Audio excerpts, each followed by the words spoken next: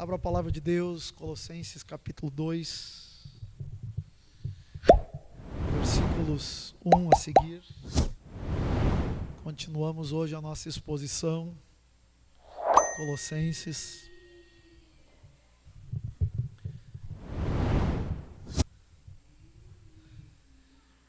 Colossenses 2, 1 a seguir.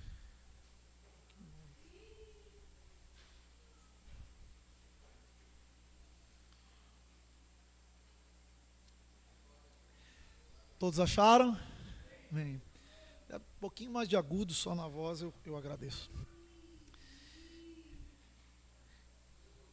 Quero que saibam quão grande tem sido a nossa luta por vocês, pelos que moram em Laodiceia, e por muitos outros que não me viram face a face. Faço isto para que o coração deles seja consolado e para que eles, vinculados em amor, tenham toda a riqueza da plena convicção do entendimento para conhecimento do mistério de Deus, que é Cristo, em quem estão ocultos todos os tesouros da sabedoria e do conhecimento. Digo isso a vocês para que ninguém os engane com argumentos falaciosos, porque embora ausente em pessoa, em espírito estou com vocês, alegrando-me e verificando a boa ordem de vocês e a firmeza da fé que têm em Cristo. Portanto, assim como vocês receberam Cristo Jesus, o Senhor, continuem a viver nele, estando enraizados e edificados nele, confirmados na fé, como foi ensinado a vocês, crescendo em ação de graças. Tenham cuidado para que ninguém venha enredá-los com sua filosofia e vãs sutilezas, conforme a tradição dos homens, conforme os rudimentos do mundo e não segundo Cristo. Porque nele habita corporalmente toda a plenitude da divindade. Também nele vocês receberam a plenitude. Ele é o cabeça de todo principado e potestade. Nele também vocês foram circuncidados, não com uma circuncisão feita por mãos humanas, mas pela remoção do corpo da carne, que é a circuncisão de Cristo, tendo sido sepultados juntamente com ele no batismo, no qual vocês também foram ressuscitados por meio da fé, no poder de Deus que o ressuscitou dentre os mortos. E quando vocês estavam mortos nos seus pecados e na incircuncisão da carne, ele lhes deu vida juntamente com Cristo, perdoando todos os nossos pecados, cancelando o escrito da dívida que era contra nós e que constava de ordenanças, o qual nos era prejudicial. Removeu-o inteiramente, cravando-o na cruz, e despojando os principados e as potestades, publicamente os expôs ao desprezo, triunfando sobre eles na cruz. Portanto, que ninguém julgue vocês por causa de comida e bebida, ou dia de festa, ou lua nova, ou sábados, porque tudo isto tem sido sombra das coisas que haviam de vir, porém o corpo é de Cristo. Não deixe que ninguém se faça de árbitro para desqualificar vocês com pretexto de humildade e culto de anjos, baseando-se em visões, estando cheio de orgulho sem motivo algum, na sua mente carnal, e não retendo a cabeça, a partir da qual todo o corpo, suprido e bem vinculado por suas juntas e ligamentos, cresce o crescimento que vem de Deus. Se vocês morreram com Cristo para os rudimentos do mundo, por que se sujeitam a regras como se ainda vivessem no mundo? Não toques nisso, não coma disso, não pegue naquilo. Todas essas coisas se destroem com o uso, são preceitos e doutrinas dos homens. De fato, essas coisas têm aparência de sabedoria, ao promoverem um culto que as pessoas inventam, falsa humildade e tratamento austero do corpo. Mas elas não têm valor algum na luta contra as inclinações da carne. Os irmãos podem sentar.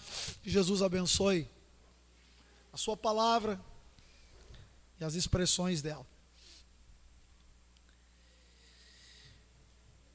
Meus amados irmãos, conforme já foi dito nos outros momentos em que nós estávamos estudando essa epístola, Paulo, ele, embora não tenha sido o fundador dessa igreja, ele começa lá no início falando alguma coisa acerca disso, no início do texto que nós temos hoje diante de nós.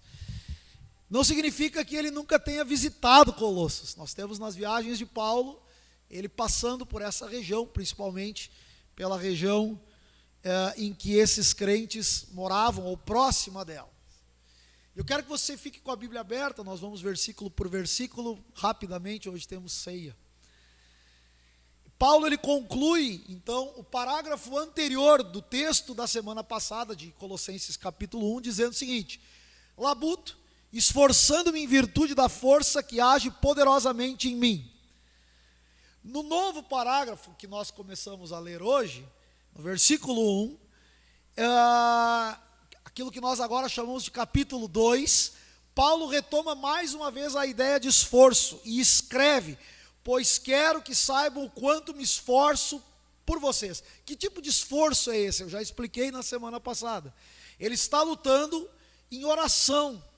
Ele intensificou a sua oração pelos colossenses, porque no momento em que ele compreendeu, que ele soube da parte de Epáfras, que havia se infiltrado, conforme já expliquei nas duas terças-feiras passadas, uma heresia, que era uma mistura de gnosticismo com judaísmo, e com leis, e com culto a anjos, e com regras, enfim, que se infiltrou, chamada heresia colossense. Paulo então intensifica as suas orações, para que Deus desperte os amados irmãos, para que eles também, unidos em oração, labutem contra, não só essa, mas contra todo e qualquer tipo de heresia ou falso ensino que pudesse adentrar a igreja de Colossos. Ele está profundamente preocupado, como nós vimos na semana passada, por causa dos perigos que ameaçam não só aquela igreja. Porque, irmãos, é impressionante. Me recordo, e aqui um pequeno parênteses, que hoje eu não posso fazer muitos parênteses. Eu gosto de fazer parênteses, mas não posso hoje, por causa do horário. Eu me recordo, irmãos, de diversos movimentos e também momentos em que a igreja do Senhor esteve sendo assolada por algum tipo de falso ensinamento. Eu vou citar dois aqui rapidamente, certo? O primeiro, eu me recordo que há anos atrás era muito comum as pessoas falarem de quebra de bênçãos, aliás, de quebra de maldição, perdão, bênçãos não, de quebra de maldições hereditárias. Os irmãos aqui que nunca ouviram falar disso, acredito que todo mundo já ouviu, mas os que nunca ouviram falar disso, isso era um ensino errôneo, em que as pessoas pensavam, ou partiam do seguinte pressuposto, que se alguém não conseguia vencer um determinado pecado, essa pessoa provavelmente estava lutando contra um tipo de pecado em função de que um parente seu vivenciou muito tempo a prática, ou esteve na prática desse pecado. E a pessoa então precisava fazer um tipo de quase que exorcismo, uma sessão de exorcismo, pedindo que Deus quebrasse a influência espiritual que os seus parentes tinham sobre ele. E aí essa heresia se disseminou, mas ela começou numa igreja, e ela disseminou para as outras. Outra heresia muito comum, que aqui nós não vivenciamos muito, mas nos Estados Unidos é muito comum, mapeamento espiritual, pessoas dando ordens a demônios e dizendo que naquele local habitava um espírito X que influenciava a cidade a agir daquela forma, e as pessoas agirem assim. E o engraçado é que influenciava inclusive os crentes a agirem, né? Quer dizer que a cobertura do sangue de Jesus, o Senhor ter morrido por nós na cruz, isso não valia nada. Me lembro uma vez que voltava de Caxias com um amigo e ele disse: olha, aqui nesse morro tem o espírito do Nosferatus. Eu quase comecei a rir, irmãos. Nosferatus é um nome fictício, né, para o Drácula, né? Ele disse: aqui o espírito do Nosferatus está aqui. Esse era um rapaz ativo na igreja, cantava, pregava. Sabe onde ele está hoje? Ele não está mais no cristianismo. Se converteu ao judaísmo, retrocedeu. Mas por quê? Porque todo falso ensino ele começa num lugar, mas ele tende a disseminar para vários lugares. Então Paulo, ele está preocupado que aquela heresia, se ela não fosse contida naquele local, ela iria se espalhar para as igrejas do Vale do Lico, daquela região toda. E ele então está em oração. E ele, depois de receber toda essa informação de Epáfras e também de outras pessoas, ele quer que todos os membros, inclusive os que nunca viram ele, nunca tiveram contato físico, saibam o quanto ele os ama e o quanto está preocupado com eles no tocante ao perigo espiritual que os ameaça. É isso que ele está dizendo nos primeiros versículos do capítulo 2. Tanto no capítulo 1 quanto no 2, o apóstolo proclama a Cristo como o único e suficiente Salvador, o objeto da fé do crente. E mais, nos 2 capítulos, o tom predominante é positivo. Cristo ele é apresentado em toda a sua majestade e riqueza como a fonte daquilo que os crentes venham a necessitar, e especialmente como o objetivo da sua confiança e adoração. Por isso que eu disse, Colossenses é a epístola que fala de Cristo. e da majestade dele. Portanto, aproveitem. Vocês estão tendo aqui um relembrar da forte cristologia desta carta, que aponta para Cristo como a fonte da nossa alegria e confiança. Agora, há uma diferença entre os dois capítulos. Enquanto que no capítulo 1, a refutação ao erro é inferida, ela não está clara, a gente pressupõe. No 2, Paulo começa a bater contra essa heresia colossense de maneira mais explícita. São emitidas advertências enérgicas, sendo que Cristo é proclamado como aquele que é o centro da vida do cristão e o objetivo dele, o objetivo da sua vida. No verso 2, então, Paulo continua falando sobre, ele vai dizer, eu vou ler aqui: faço isto para que o coração deles seja consolado e para que eles, vinculados em amor, tenham toda a riqueza da plena convicção do entendimento, para conhecimento do mistério de Deus que é Cristo. Paulo já havia falado que nas suas orações, ele orava para que os colossenses entendessem que o mistério de Deus, que agora revelado diante deles, Cristo, deve ser o assunto central.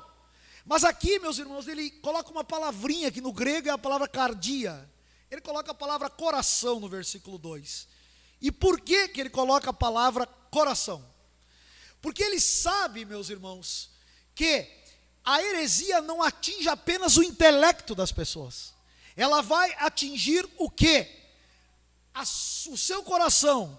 O que é o coração, meus irmãos? O coração é uma espécie de símbolo do sustentáculo do sentimento e da fé que cada um de nós tem.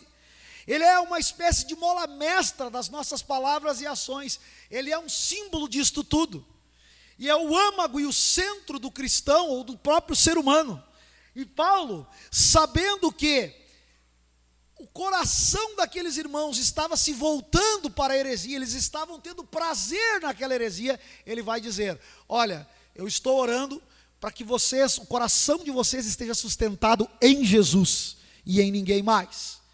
E ele ainda no versículo 2, ele vai deixar claro, a partir da ênfase que ele dá, que assuntos como conhecimento, filosofia, e aqui é óbvio que ele está falando dessa filosofia gnóstica, não cristã, anticristianismo. Ele não está dizendo que a filosofia em si é má, mas que esta filosofia que estava crassando no meio dos colossenses, essa sim ela era abstrata, mundana, má, anticristã. Ele vai dizer: isso se combate com o amor. Paulo enfatiza muito o amor. E que tipo de amor Paulo está enfatizando aqui, meus irmãos? O amor que as pessoas devem ter a Cristo e nada mais, acima de qualquer coisa, mas também o amor que Deus derrama ao coração das pessoas, e elas devem, então, espraiar aqueles que são seus irmãos na fé. Paulo vai falar de unidade também. Ele não fala só de coração, amor, ele fala de unidade. E ele está pensando que essa unidade deve ter um resultado, ou seja, os irmãos deveriam orar juntos, deveriam cultuar juntos, estar juntos, firmes contra essa heresia.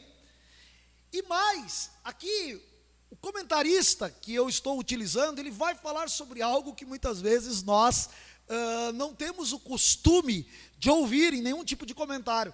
Ele vai dizer que Paulo está orientando os crentes daquela igreja a discutir sobre esse assunto. Claro, aqui ele não está falando de uma discussão como briga, meus irmãos. Em outras palavras, o que ele está dizendo? Vocês devem conversar entre vocês e entenderem a partir dessa conversa que esta heresia colossense ela é falsa, que ela não vem de Deus. Eu vejo às vezes alguns irmãos dizendo assim: eu gosto muito de conversar com o irmão fulano, mas volta e meia ele vem com teologia, ou ele vem com algum assunto teológico. Ora, meus irmãos, a igreja é composta de irmãos que, de certa forma, lidam todos os dias, que se reúnem com teologia. E por que não dizer, quando estão fora daqui, estão lidando com teologia. Como disse Harry C. Sproul, todos nós somos teólogos, em alguma medida. Porque nós olhamos para a Bíblia, nós olhamos para a palavra de Deus e nós fazemos as nossas interpretações. Então Paulo está dizendo, esse grupo de crentes, como que eles vão combater essa heresia que já está alcançando o coração deles, ou que pode estar alcançando o coração deles? Eles devem orar, e eles devem conversar, e assim eles vão ter o conhecimento divino contra isso. E que conhecimento é esse? Eles devem orar e eles devem conversar a respeito dessa heresia, visando ter um conhecimento maior de quem é Cristo. No momento em que Cristo, que é o mistério de Deus, é descoberto entre eles, no momento em que Cristo é o assunto que fortalece os cristãos, o que acaba acontecendo? Estas heresias começam a perder força, porque Jesus é o assunto central. Sabe, irmãos, às vezes a igreja conversa sobre tudo, menos sobre Jesus. Às vezes nós conversamos sobre tudo que é coisa. Nós gostamos muitas vezes de falar sobre esse ou aquele assunto, essa ou aquela doutrina, ou esse ou aquele problema, ou essa ou aquela questão social. Mas eu pergunto, se alguém parasse diante de nós e dissesse: bem, você é um cristão, então me descreva a sua fé a partir de quem é Jesus para você. Será que nós conseguiríamos dar uma mínima descrição de quem é Jesus Cristo? Será que nós conseguiríamos? Será que quando nós nos reunimos o nosso assunto é Jesus? Será que Ele é o centro das nossas vidas? Paulo está instando: orem, discutam, falem sobre Jesus e entendam que Ele é que traz o pleno conhecimento. Não é o conhecimento gnóstico e nem a presunção que alguém possa ter acerca do conhecimento, o elo da perfeição, mas o amor mútuo. Quando os crentes unidos em amor são confrontados com o uso de erros e mentiras, eles orando unidos a respeito disso e discutindo a partir da revelação da palavra de Deus, eles vão vencer essas heresias para a glória do nome de Jesus. E o objetivo desse instar de Paulo para que eles orem e discutam não é para que ninguém fique se jactando nas discussões ou nas conversas. Não, ele quer que eles tenham a partir disso duas coisas: a capacidade de distinguir, ou a habilidade de distinguir o falso do verdadeiro, e mais, ter o pleno conhecimento do mistério de Deus, que é Cristo Jesus. Aleluia. No verso 3, Paulo então prossegue afirmando que Cristo, Ele não pode ser suplementado. Ou seja, os colossenses não precisam, eles não devem buscar nenhuma outra fonte de felicidade, de santidade e de conhecimento fora de Cristo. Os falsos mestres que estavam ensinando a heresia colossense se gabavam de ter sabedoria e conhecimento? Ou que eles tinham sabedoria e prestavam culto aos anjos e conheciam aqueles seres que estavam no pleroma, como eu falei na semana passada? Paulo vai dizer: nem um anjo, nem homem, nem qualquer criatura ou coisa pode nos satisfazer como Jesus. Pode oferecer algo que Jesus oferece. Jesus é, em essência, incomparavelmente superior a qualquer coisa que exista no céu e na terra. Glorificado é o seu nome. E Paulo vai dizer o seguinte: nele, em Jesus, já que vocês estão atrás de sabedoria, vocês estão atrás desse conhecimento que esses gnósticos estão ofertando para vocês, vocês estão como crianças que querem ter uma novidade diante de vocês, eu tenho algo a dizer a vocês. Paulo vai dizer: em Jesus estão ocultos e revelados também, estão nele, mas que são revelados a nós, todos os tesouros de sabedoria e conhecimento. O que Paulo está dizendo aqui?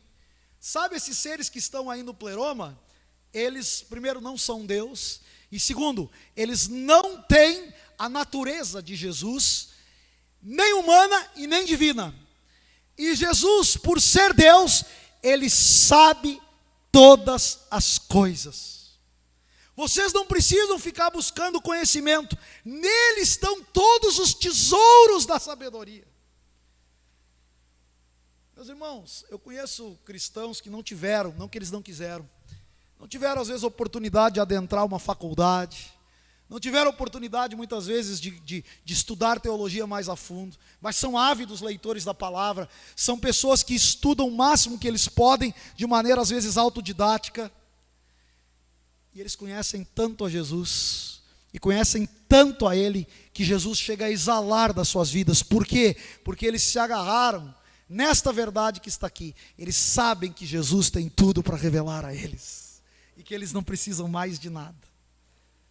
Veja bem, meus irmãos, em Cristo não só há conhecimento, em Cristo há um tesouro de conhecimento, mas também de sabedoria. E aqui nós precisamos fazer uma diferença. Conhecimento e sabedoria são duas coisas diferentes, irmãos. O que é sabedoria?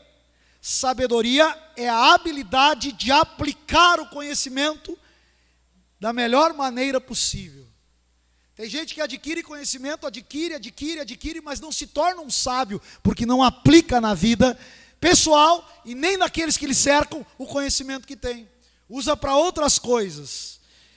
E aqui Paulo então está dizendo: vocês querem ter conhecimento e ainda mais, ter sabedoria, que não é ensinada em lugar nenhum, então vocês aprendam de Jesus. E ele vai adiante no versículo 4, e ele vai dizer o seguinte: eu estou dizendo isso a vocês para que ninguém engane vocês com argumentos falaciosos, porque embora eu não esteja aí, eu estou em espírito com vocês. Em outras palavras, ele está dizendo assim: olha, vocês não troquem fatos demonstrados concernentes à plenitude que está em Cristo, a qual eu já demonstrei a vocês, por um tipo de argumentação falaciosa, capciosa desses falsos mestres. Os argumentos deles são até atraentes, mas eles não são verdadeiros. Meus irmãos, muito do que as pessoas às vezes buscam em uma falsa teologia é a beleza dela. Quando você ouve um desses novos pregadores de coaching pregando, como é bonito o que ele diz. E tem lógica. Você pode ver, não tem lógica o que ele está falando. Ele não fala nada sem lógica. Quando você busca às vezes algo em uma pessoa que não está pregando a palavra de Deus, mas está com uma argumentação muito bela, é porque aquilo faz bem ao seu ego, à sua carne, ao seu entendimento acerca do mundo e da vida. Então você olha aquilo e diz: olha, isso tem razão de ser. Paulo está dizendo, por mais belo que seja o discurso dessa gente, é um discurso mentiroso, e ele não está baseado em Jesus. Às vezes, meus irmãos, um tanto de teologia um pouco mais duro assusta, mas a gente prefere, acredito eu, a verdade do que a mentira, e por isso, muitas das vezes precisamos pegar esse tipo de argumentação tão bonita e jogar de lado, sabendo que ali há um veneno. Paulo continua no versículo 5, ele diz: olha, eu estou ausente, mas eu estou em espírito com vocês. O que ele está dizendo aqui? Que a comunhão dos crentes em Cristo, ela está para além da reunião física. Ele está esperando que os crentes, quando se dispersarem da reunião, continuem firmes nas verdades que ele está apregoando. E Paulo vai destacar que essa proximidade de comunhão amorosa era percebida aqui na igreja primitiva.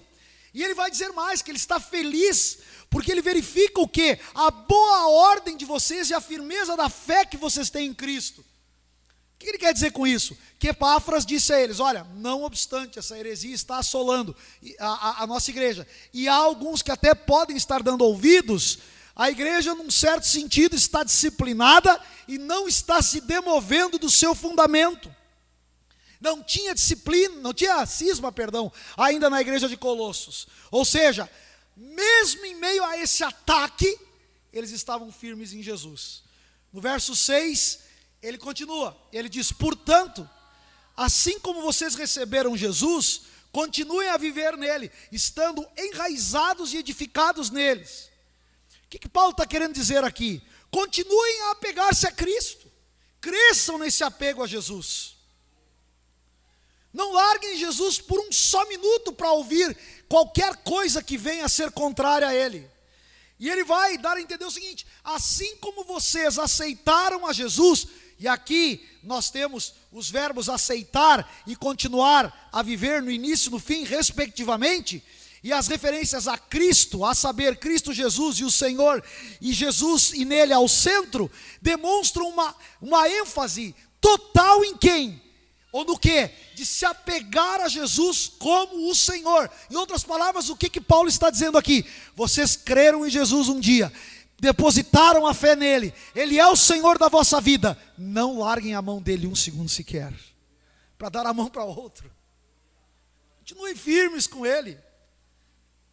O sentido é esse, Colossenses, não se deixe enganar, que a vida de vocês, o seu caminhar, a sua conduta, continue a estar em harmonia com o fato de que vocês aceitaram a Jesus como Senhor e Salvador, de acordo com aquilo que nós pregamos a vocês.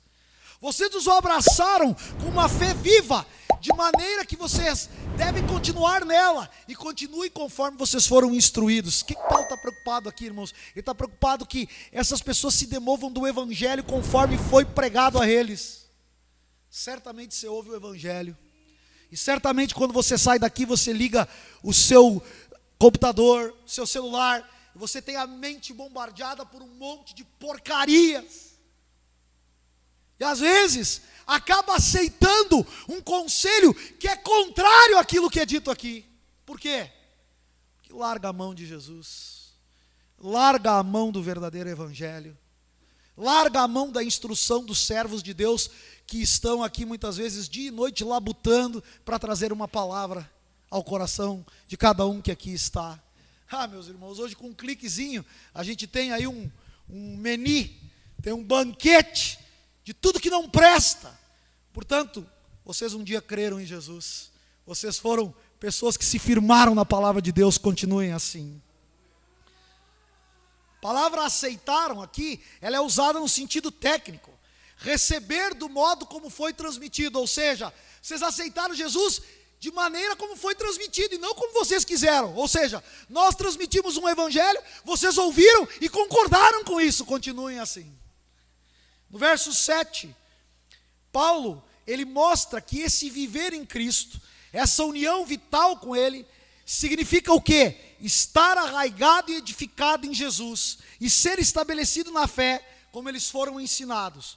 O que o apóstolo quer dizer é o seguinte: havendo então sido firmemente implantados em Cristo, como a infinita e toda suficiente fonte de salvação plena e graciosa, não corram atrás desses mestres falsos, e continuem assim, beneficiando-se constantemente de cada oportunidade de serem elevados a patamares cada vez mais altos, como uma espécie de edifício que se ergue. Sabe o que Paulo está dizendo aqui, meus irmãos? Ele está dizendo o seguinte: os falsos mestres dizem que aqueles seres que vivem no pleroma, aqueles demônios que lá estão e que eles os adoram, têm níveis. Se vocês querem crescer, vocês só podem crescer em Jesus, e neles vocês vão podendo cada vez mais se aproximar, e se aproximar, e se aproximar, e se aproximar, e isso nunca terá fim, porque Ele é uma fonte inesgotável de conhecimento e de sabedoria. Glorificado é o nome de Jesus.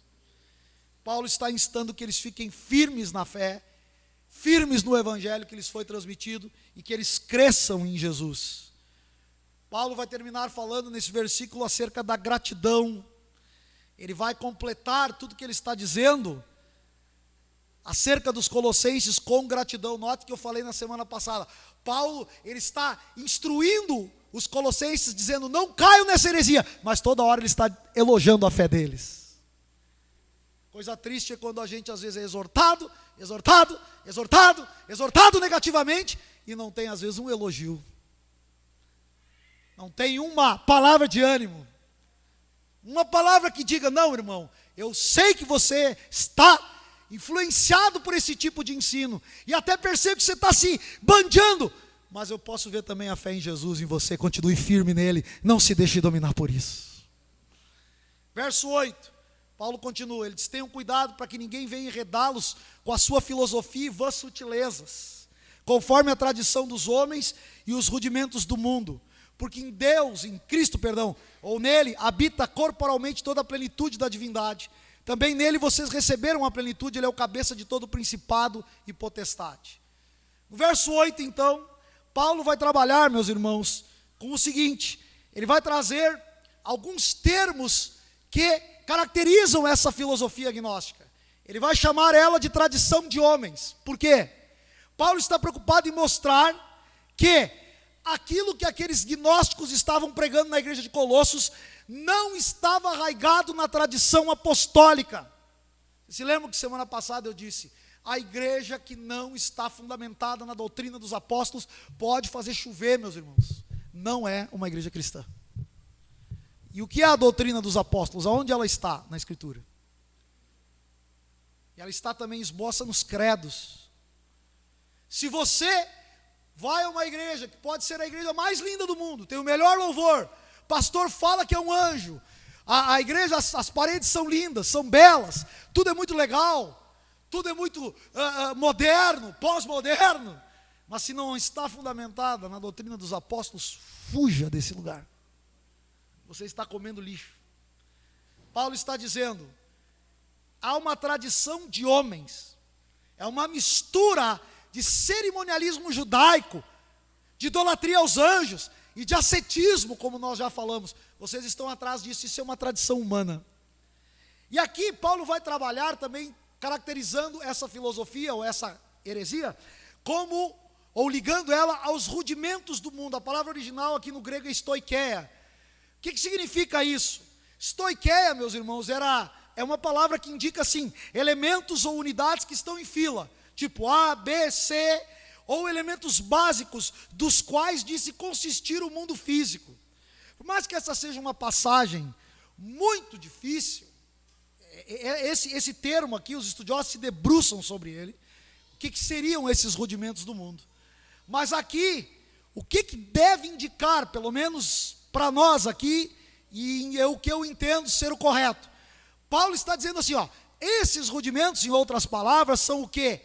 Regras, regulamentações, ordenanças, por meio das quais o povo, tanto judeus como gentios, tentava, por seus próprios meios, alcançar a salvação antes da vinda, agora escuta o termo, corporal de Jesus. Ou seja, antes de Jesus vir ao mundo, da sua encarnação, gentios e judeus, espalhados às vezes, não estou dizendo que há judeus, que são todos judeus que fizeram isso, houveram judeus que criam na promessa do Messias, e que quando viram ele chegando, identificaram que ele era o Messias de Deus, o seu Salvador. Mas haviam judeus que achavam que toda a faceta que a lei os apresentava, o cumprir as regras que a lei propunha, que fariam com que eles chegassem diante de Deus, da mesma forma os gentios. Sabe o que Paulo está dizendo? Essa heresia se parece com isso. Ela tem rudimentos dessa ideia. Vocês estão tentando buscar uma autossalvação. Vocês estão tentando, de certa forma, dar ouvidos a quem quer enfraquecer a confiança que vocês têm em Jesus como todo suficiente Salvador. E aqui eu volto a dizer a minha indignação, irmãos. Nos dias de hoje, tem se levantado muito sutilmente no meio cristão evangélico uma mistura de salvação pela fé e obras. Cuidado, meus irmãos. Se eu e você somos justificados, é somente porque um dia Deus olhou para nós pecadores e teve misericórdia de nós, irmãos. Tem gente que acha que faz alguma coisa, Jesus então irá lhe dar um prêmio, ou irá lhe dar a própria salvação. Não, meus irmãos. Essa filosofia ela é falsa, ela é enganosa, ela não é segundo Jesus. E ela tenta enfraquecer a fé que as pessoas têm, a confiança que as pessoas têm em Jesus para a salvação. Versículo 9, ele acaba com tudo. Ele diz assim: pois nele, em Jesus, está toda a plenitude da deidade. Habita em Jesus toda a plenitude da deidade. Um dia Filipe disse para Jesus: mostra-nos o Pai. Jesus virou para ele. Veja bem, Jesus e o Pai não são a mesma pessoa. Um único Deus, que é subsistente em 3 pessoas, mas a essência é a mesma, é um Deus só. Ele vira e diz: estou tanto tempo com vocês, vocês ainda ficam me pedindo para ver o Pai? Em Jesus nós temos a divindade e a deidade. Qual é a diferença de uma e outra? A divindade significa o quê? Que Jesus, ele tem completa igualdade de essência com o Pai e com o Espírito Santo. Não é a mesma pessoa, certo? Não é a mesma pessoa. Ele é Deus, tão Deus quanto o Pai, quanto o Filho, quanto o Espírito Santo, que é um único Deus. Mas também em Jesus você pode ver a Deus, é isso que ele está dizendo. Está dizendo que essa plenitude da deidade tem residência fixa em Cristo, e isto corporalmente, o que era um absurdo para os gnósticos. Para eles a matéria era má. Paulo está dizendo, olhem para Jesus, é um Deus homem, 100% Deus, 100% homem. Ele é visível, ele é tangível, você pode encostar nele. Olha o que João diz no início do evangelho dele: nós vimos o verbo da vida, nós apalpamos, nós comemos com ele, nós andamos com ele. É isso que Paulo está tentando mostrar. Alguém pode se perguntar, mas por que é tão importante essa ênfase? Uma coisa eu já deixei claro, porque os gnósticos não acreditavam que a matéria era boa, né? Então, se Jesus tinha corpo, para eles Jesus não podia prestar. Mas tem um segundo ponto aqui, meus irmãos. Se, ouçam bem, os gnósticos conseguissem provar a sua teoria, eles conseguiriam destruir a ideia da encarnação. E com isso colocariam em risco toda a fé cristã. Por isso Paulo está sendo tão enfático em dizer a eles: creiam que Jesus veio em carne. No verso 10, Paulo vai mais adiante. Ele vai dizer: em Jesus está toda a plenitude, a deidade e a divindade. Mas agora tem um detalhe: vocês obtiveram a plenitude também. O que Paulo está querendo dizer? Vocês não precisam ficar buscando plenitude nesses seres que estão lá no pleroma. E notem, a palavra que ele usa para plenitude é sempre pleroma, para fazer esse contraste. Tipo, vocês estão olhando para aquele pleroma lá que os gnósticos estão falando? Eu estou dizendo para vocês, vocês já são o pleroma. Por quê? Porque se vocês aceitaram Jesus, o mistério de Deus, no qual todos os tesouros da sabedoria e do conhecimento estão ocultos e revelados a vós agora, vocês também estão vivendo uma plenitude de vida. Jesus é a fonte da qual jorra todas as bênçãos e que fornece tudo que os colossenses precisam.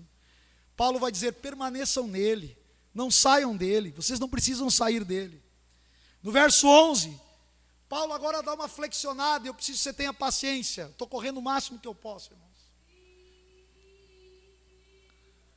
Paulo vai entrar num assunto aqui que parece que não tem nada a ver com a coisa, mas tem. Ele vai dizer assim no versículo 11: nele também vocês foram circuncidados. E no 12 ele vai falar de batismo. E no 13 ele volta a falar de circuncisão.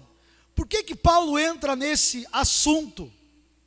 Por que ele entra nesse assunto? Por que ele está falando de circuncisão?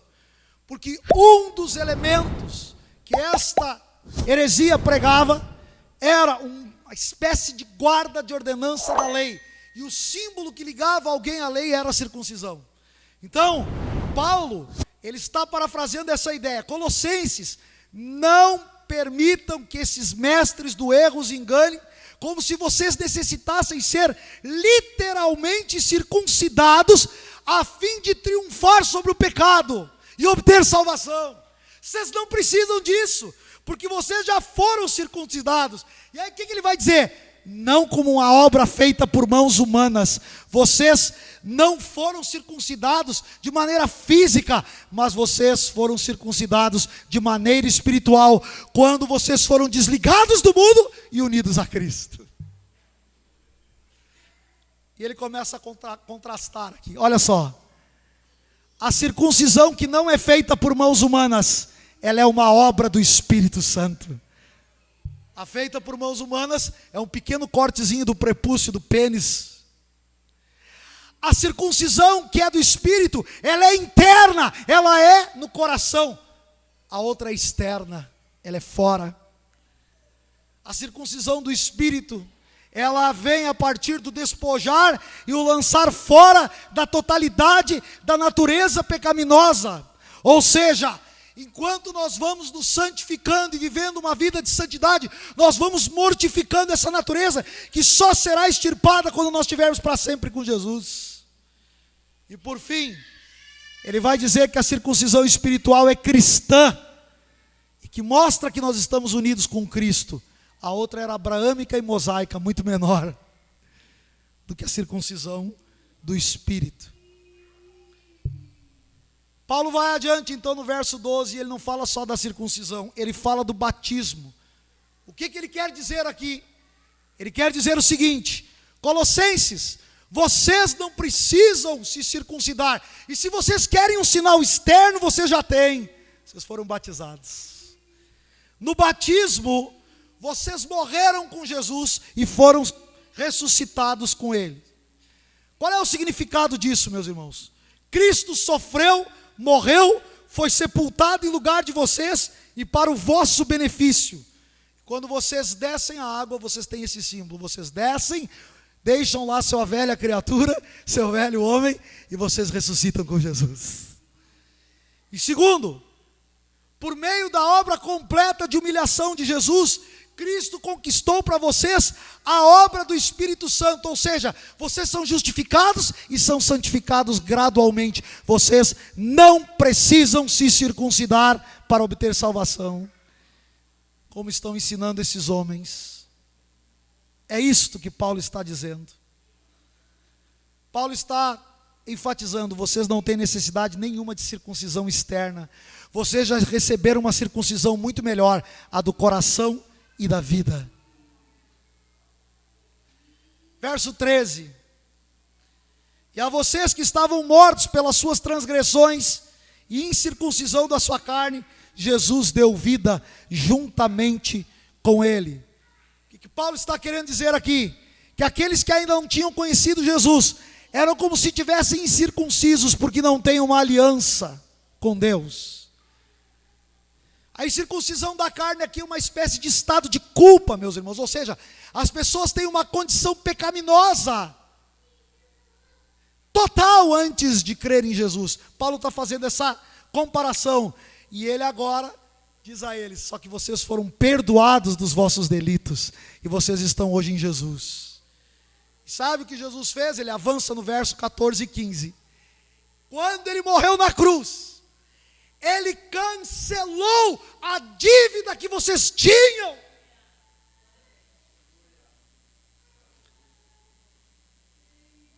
Que escrito da dívida era esse, meus irmãos? Era a lei. Ninguém consegue guardar a lei, meus irmãos, totalmente. E ainda mais alguém que nunca conheceu Jesus. Não consegue. O que Paulo está dizendo? Se essa gente está dizendo para vocês que vocês têm que ter um conhecimento desses seres que estão no pleroma, se vocês têm que guardar ordenanças, guardar a lei, se circuncidar, vocês estão completamente enganados, porque a salvação de vocês já foi obtida na cruz do Calvário, quando Jesus cancelou a dívida de vocês. Paulo vai além no versículo 15, ele diz: ele não só cancelou a dívida, ele fez mais, ele desprezou os principados e potestades, esses que estão lá no pleroma, ó, que eles estão adorando, esses demônios, ele desprezou e triunfou deles na cruz do Calvário. Quando Jesus disse a palavra grega tetelestai, que significa está consumado, ele está dizendo: está pago e não tem volta. Eu acabei com tudo. Vocês estão livres.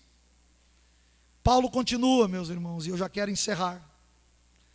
No verso 16, ele vai dizer: já que Jesus cancelou o escrito da dívida, já que Jesus venceu os principados e potestades, que ninguém julgue vocês por causa de comida, bebida ou de festas. Isso tudo é sombra do que havia de vir. O que ele quer dizer com isso?